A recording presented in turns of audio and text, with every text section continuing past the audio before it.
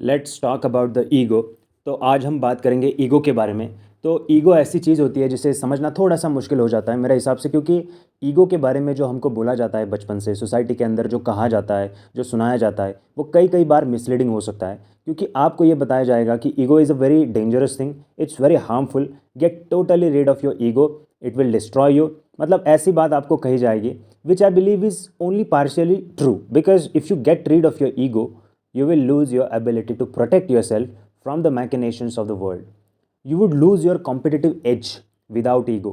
You will just be an average guy with no self interest, जिसे कोई भी आके कुचल कर चला जाएगा।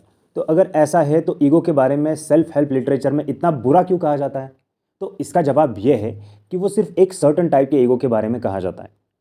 ईगो कॉल आइडेंटिफिकेशन, मतलब ये एक टाइप का ईगो होता है जिसमें when you identify your self with titles, degree, posts, positions, any type of relationship या एनी टाइप ऑफ अटैचमेंट, तब ये होता है कि आइडेंटिटी नाम का ईगो आप पर चढ़ जाता है, आपके ऊपर सवार हो जाता है। तो गाइस, ये जो लेबल्स है ना, इसके अंदर आप फंस जाते हैं। आपको इन लेबल्स के अंदर फंसने के बाद वो टाइप का ईगो आपके ऊपर सवार हो जाता है।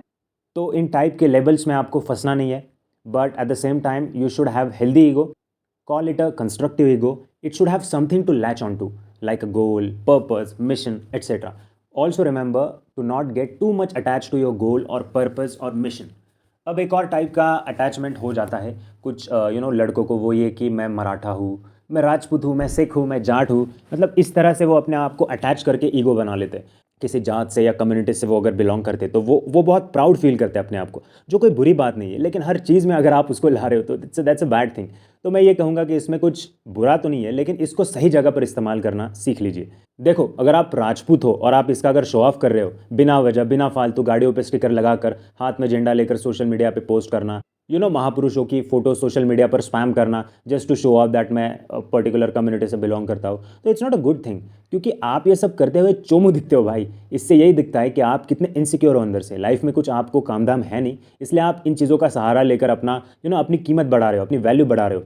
तो it only shows how superficial a person you are. तो मैंने अभी कहा था कि मैं राजपूत हूँ, मैं सिख हूँ, मैं मराठा हूँ। इस टाइप के झमेलों में आपको पढ़ना नहीं है। अगर आप इस टाइप के झमेले में पढ़ोगे तो फिर आपका एक डाउनवर्ड स्पायरल हो जाएगा भाई। मतलब मैं ऐसा नहीं कह रहा कि मैं इन सब चीज़ों के परे हूँ। मतलब एक वक्त था व्हेन आई वाज टीनेजर, तब मैं भी ये सब करता था। ये छत्रपति शिवाजी महाराज की मैं फ़ोटो सोशल मीडिया पे पोस्ट करता था, मतलब झंडा लेके जय भवानी जय शिवाजी के नारे लगाते हुए मैं घूमता था सड़कों पे दोस्तों के साथ, झंडे लेके जाता था, बाइक पे रैलियों पे जाता था। छत्रपति शिवाजी महाराज के मैं पोस्ट शेयर करता था फेसबुक पर, क्योंकि मैं मराठा हूँ इसलिए तो मैं उसका शो ऑफ करना चाहता था सोशल मीडिया पर।